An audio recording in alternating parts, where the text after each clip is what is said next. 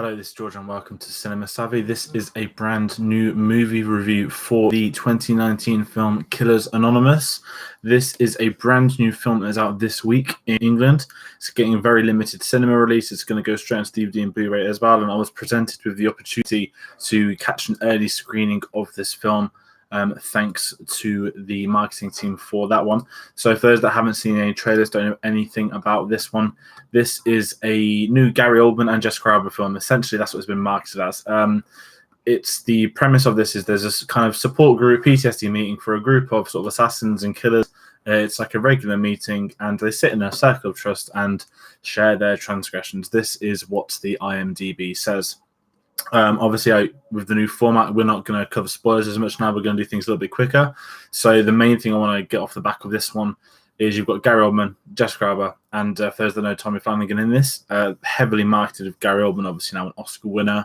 Jessica Alba, I'm not going to lie, really to do anything since Sin City 2. So there's that. And it was quite an intriguing setup because if you see this film, you think immediately of Wreck-It Ralph, I guess, is a fair example where you've got this support group for a lot of the villains. And I really kind of had that thought when I first saw this that, okay, this could be kind of similar. Obviously, very different Pixar games and whatnot, but the concept felt familiar.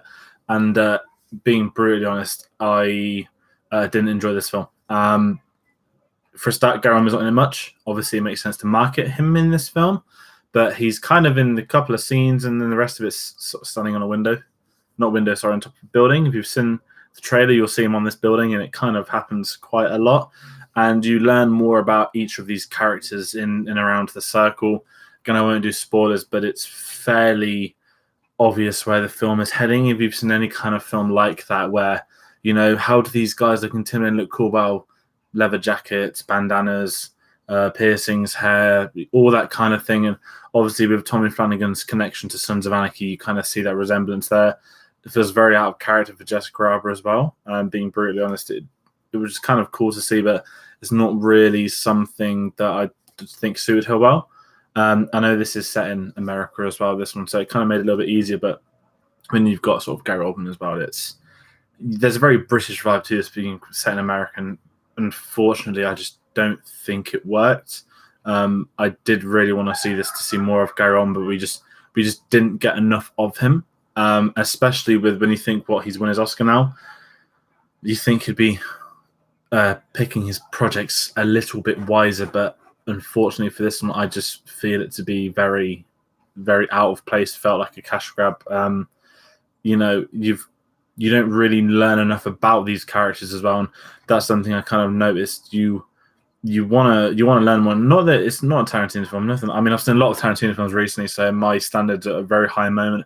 Especially when you've got these killers. You know, after watching Reservoir Dogs 2 days ago, it's very, very hard to not kind of have a comparison in the sense of this is a film about a load of killers. But unfortunately for this one, I just don't think it worked. One of my other issues is that Gary Oldman's got really heavily put on London accent, considering how in real life he's kind of working class and whatnot. This over-the-top Cockney really takes up the film. I know he's kind of done a couple of films before, but personally, I just don't think that worked at all. And this film did feel very sort of style over substance, and it's quite hard to leap that balance, have any alignment to any of the characters.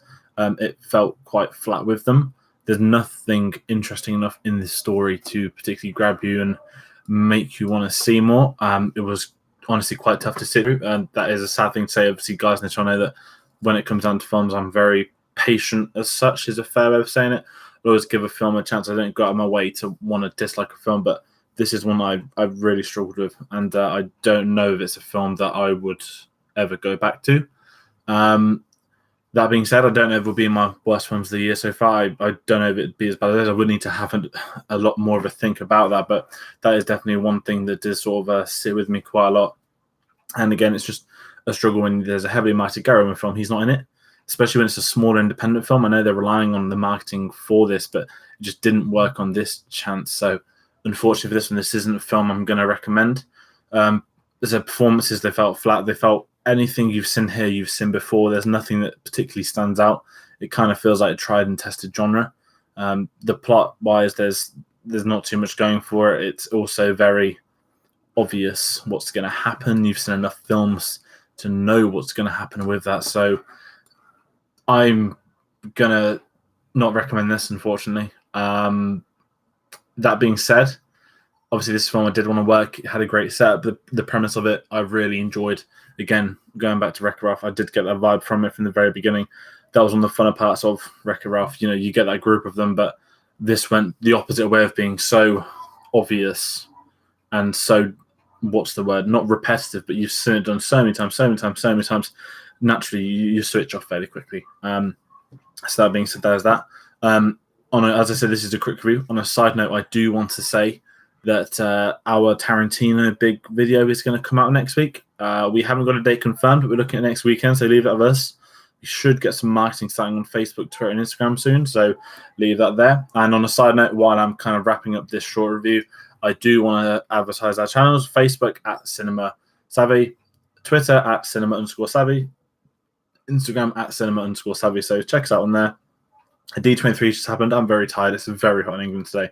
So this is me peacing out, and we will see you the next time. Thanks.